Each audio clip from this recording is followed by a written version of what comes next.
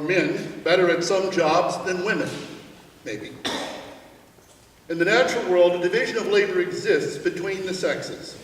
Birds know this, even dogs know this. It's the rooster's lot to crow at dawn, and the tomcat's job to sing in the moonlight on our backyard fences. So why deny it? In our household, my wife Bonnie tends to take care of certain things while I take care of other jobs. We follow the biblical philosophy of laboring, each according to ability.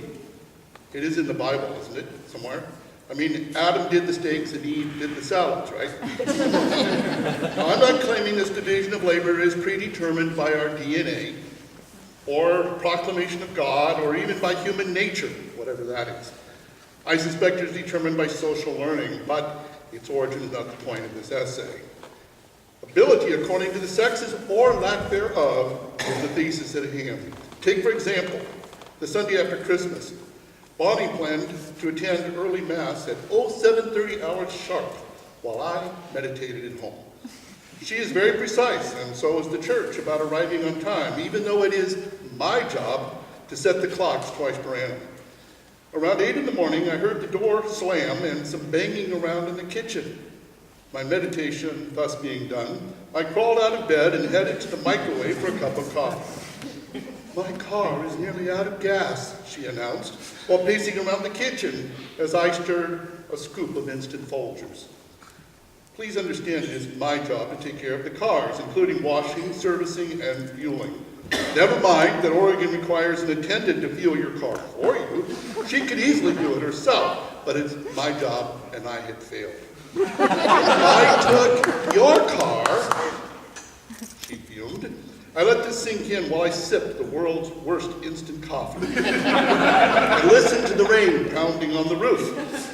"I couldn't figure out how to work the wipers," she said, "so I had to come home." "You haven't been to church yet?" I asked. "No, I need you to drive me to 9 o'clock Mass." I knew better than to argue and got dressed. We took my car so as not to be late by stopping for fuel. "It's cold. I feel a draft," she said, looking at me. It's my job to figure out why. Before I could solve the problem, she noticed the back window was down. "Oh, I must have hit the switch trying to get the wipers going." I rolled up the window. "I think the back seat is wet," she said. "It's okay. I'll take care of it." When I was 15, I didn't know a darn thing about cars, and I got a job at a service station. The boss was willing to take a chance on me. Big mistake. This was in the old days when a service station gave you service, not just gas and aggravation. While the gas was pumping, I was supposed to check the tires, oil, radiator, and wash the windows. No one showed me how to do this. I had to figure it out.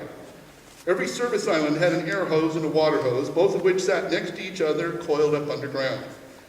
I wasn't sure which was which. I remember reaching for the air hose and squeezing the trigger. I got a face full of water. Now, after Bonnie and I got together, our first car was a Pontiac Le Mans Sports Coupe. Remember it, Susan? Nice car, and it was my job to take care of it. At some point, it developed a leak in the steering. It was my job to check the power steering fluid, top it off, prolonging the inevitable repair job. One day I noticed the brake pedal felt a little spongy. The next day I could push it all the way to the floor. The car barely stopped. Knowing this was above my pay grade, I took the car to a mechanic. As I pulled into the lot, the brakes failed completely and it nearly went through the wall. When the repairs were done, I had to pay $700 for new steering master cylinder and replacing the entire brake system. It seems I had poured steering fluid in the brake fluid reservoir, which then ate up all the rubber tubing in the braking system. Big mistake.